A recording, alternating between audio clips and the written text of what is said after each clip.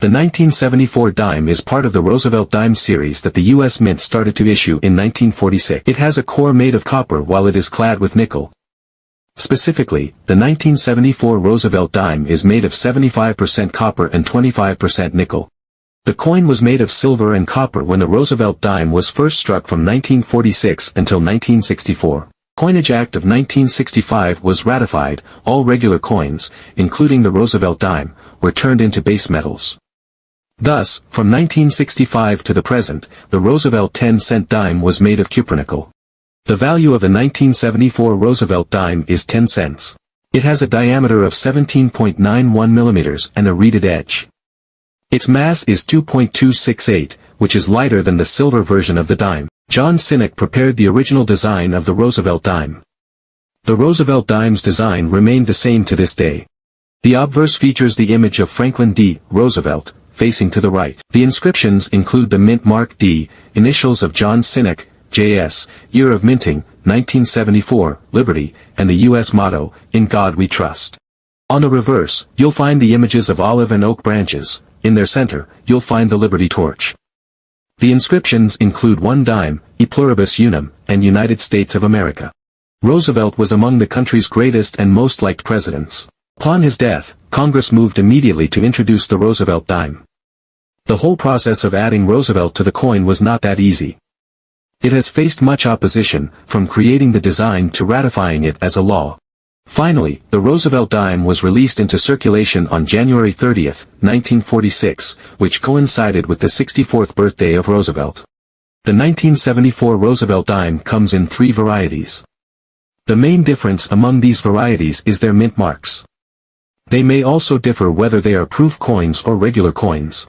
The San Francisco, Denver, and Philadelphia Mint worked together in 1974 to produce over 1 billion 10-cent coins. Here's I show you the different varieties of the 1974 Roosevelt dime as well as their mintage. 1974 D Roosevelt Dime, Denver. Mintage 571,083,000. 1974 P Roosevelt Dime, Philadelphia. Mintage 470,248,000. 1974 S Proof Roosevelt Dime, San Francisco. Total mintage 2,612,568. As you can see, the Denver Mint produced the most dimes in 1974, showing you that the highest demand for coins was in the western part of the country. 1974 D Roosevelt Dime. Type, Roosevelt Dime. Year of minting, 1974. Mint mark, D, place of minting, Denver. Quantity produced, 571,083,000. Face value, 10 cents. Price, 15 cents to 35 cents, circulated condition.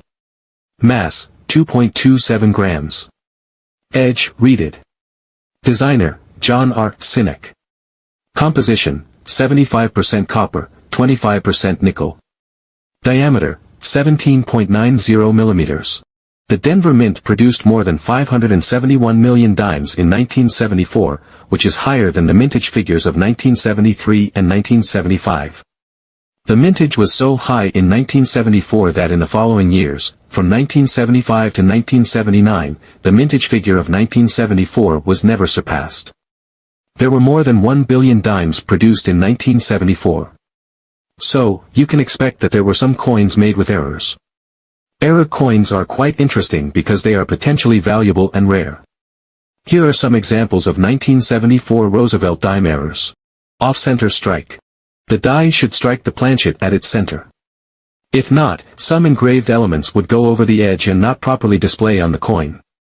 When this happens, an off-center strike error would occur. Struck through and weak strike error. To truly have a beautiful dime, the die should strike the dime with full force and no obstruction. However, there are times when foreign objects get stuck either on the die or planchet or in both of them. When the die hits the planchet, the die strikes through the foreign object, leading to different types of distortion on the coin's surface. Aside from that, a struck-through error can be combined with a weak strike, leading to a further blurring of the engraved elements. Double die error. The double die error happens when the die hits the planchet twice. Supposedly, the strike should be done once. When the double die error happens, you will find a doubling of some elements on the coin's surface. How much is 1974 Roosevelt dime worth today? The most important question in the minds of collectors pertains to the value of the 1974 dime. It wouldn't be much if you base its value on the face value and melt value. The face value is just 10 cents, and the melt value is $0.0237, which is quite low since the coin isn't made of precious metals. However, don't lose hope because some 1974 Roosevelt dimes are worth more. If they are in good condition, then that would make their value higher. How does the grading system work? Professional numismatists joined in the 1970s and established coin grading standards, known as the Sheldon scale. These numismatists now assign grades at key places on the 70-point scale, using the most regularly utilized numeric points in conjunction with the original adjective grade. The most common coin grades are P1, poor, indistinguishable and probably damaged, if used, must have a date and mint mark, otherwise, rather battered. FR2, fair, nearly smooth, but without the damage that a coin graded poor often possesses. The coin must have enough detail to be identified. G4, fair, inscriptions have merged into the rims in some areas, and important elements have been mostly erased. VG8, very good, a little weathered, but all primary design elements are visible, albeit faintly. There is little, if any, central detail left. F12, good, the item is very worn, yet the wear is even, and the overall design details stand out clearly. Rims are almost completely isolated from the field. VF20, very fine, moderately weathered, with some finer features still visible. The motto or all letters of liberty are readable.